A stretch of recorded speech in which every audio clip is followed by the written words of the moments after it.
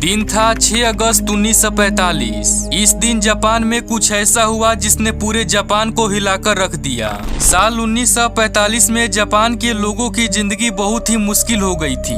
World war 2 के चलते Japan में अन्न और काफी चीजें बहुत ही कम हो चुकी थी। सारे दुकानों में सामान नहीं बचे थे। बगीचे और स्कूल के मैदानों में सब्जियां उगाई जा रही थी क्योंकि उनके पास और कोई चारा नहीं था। सड़कों पर कोई भी निजी कार दिखाई नहीं दे रही थी। हिरोशिमा में चारों ओर केवल मिलिट्री गाड़ियां और पैदल चलते लोग ही दिखाई दे रहे थे। 6 अगस्त को सुबह 7 बजे जापानी रडारों ने दक्षिण की ओर से आते हुए अमेरिकी विमानों को देख लिया। चेतावनी की सायरन बजी और पूरे जापान में रेडियो कार्यक्रम स्टॉप कर दिए गए।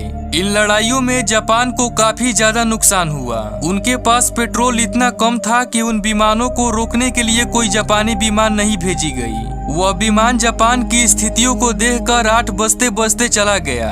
इसीलिए अलर्ट को भी बंद कर दिया गया और रेडियो कार्यक्रम फिर से चालू कर दिए गए। इन लोगों को मालूम नहीं था कि अब तक हुए नुकसान तो काफी छोटा है आगे होने वाले नुकसान की तुलना में। कुछ देर बाद फिर से जापान के ऊपर प्लेन मंडराने लगे और उनको लगा कि वह फिर से वापस चला जाएगा, लेकिन इस बार प्लेन की स्पीड काफी ज्यादा थी। प्लेन के अंदर 3.5 मीटर लंबा और 4 टन वजन का एटम बम था जिसका नाम था लिटिल बॉय। इसको टॉप सीक्रेट मैनहट्टन प्रोजेक्ट के तहत लॉस आलामोस न्यू मैक्सिको की प्रयोगशाला में बनाया गया था। इस प्रोजेक्ट को इतना गुप्त रखा गया था कि अमेरिका के उपराष्ट्रपति हैरी ट्रूमैन को इसके बारे में तब पता चला जब उन्होंने राष्ट्रपति रूजवेल्ट की मृत्यु के बाद अमेरिका की नए राष्ट्रपति बने। यहाँ तक तो जापान में सब कुछ ठीक था, लेकिन सुबह 8:15 पर अमेरिकी विमानों ने कुछ ऐसा किया जिसने जापान के हिरोशिमा का नक्शा ही बदल दिया। जैसे ही अमेरिकी विमान ऊपर से बम गिराते हैं तो वह बम हिरोशिमा के ऊपर गिरने लगा। हवाएं तेज होने के कारण बम की दिशा ही बदल गई और अपने टारगेट से 250 मीटर दूर सीमा सर्जिकल क्लिनिक के ऊपर फटा।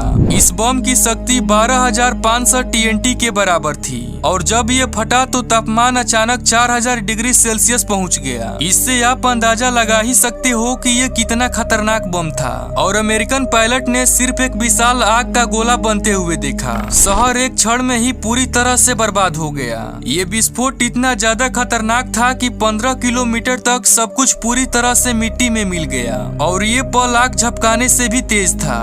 देखते ही देखते हिरोशिमा की 2/3 इमारतें ध्वस्त हो गई। इस विस्फोट के कारण हिरोशिमा के करीब 70,000 लोग मारे गए थे।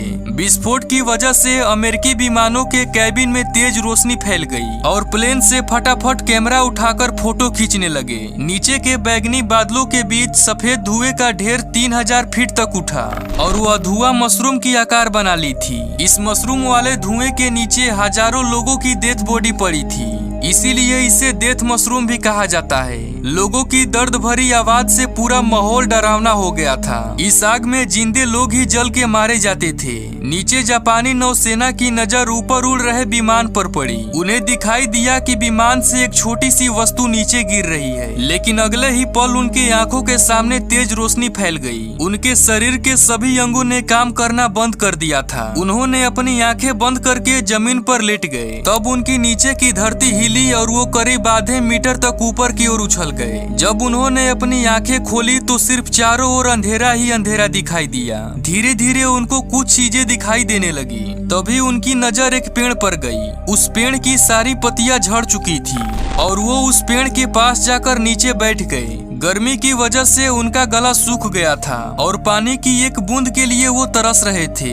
आपको ये वीडियो एक बनी बनाई कहानी लग रही होगी, लेकिन दोस्तों वास्तव में यही सच्चाई है। ये वो इंसान थे जिन्होंने दोनों बम को सरवाइव किया था और ये बातें इन लोगों ने ही बताई। विस्फोट के बाद इनको काफी दिक्कत हुई। जो लोग इस घटना से बचे उनकी जिंदगी अटैक से मरने वाले लोगों से भी काफी बदतर थी। इससे आप ये अंदाजा लगा सकते हैं कि वो पल कितना ज्यादा भयानक था। सिर्फ चंद सेकेंडों में ही लोगों का सब कुछ खत्म हो गया। दोस्तों हिरोशिमा के पूर्वी इलाकों में एक ट्रेन शहर की ओर बढ़ रही थी। अचानक सैनिकों ने उस चलती ट्रेन को रोककर सभी यात्रियों को नीचे उतार दिया। डिब्बों को इंजन से अलग कर दिया गया, लेकिन इंजन आगे बढ़ता चला गया और कुछ दूर जाकर वह रुक गया क्योंकि रेलवे लाइन पैदल चलने वाले यात्रियों से भरी हुई थी जो कि शहर छोड़कर जाने वाले थे। उनमें से कुछ की बाहें इस तरह झूल रही थी कि मानो दीवार पर फटा पोस्टर झूल रहा हो, और वही कुछ की चेहरे पर की त्वचा लटक आई थी। उनके मुंह से सिर्फ एक ही आवाज सुनाई दे रही थी, और वो थी पानी मांगने की।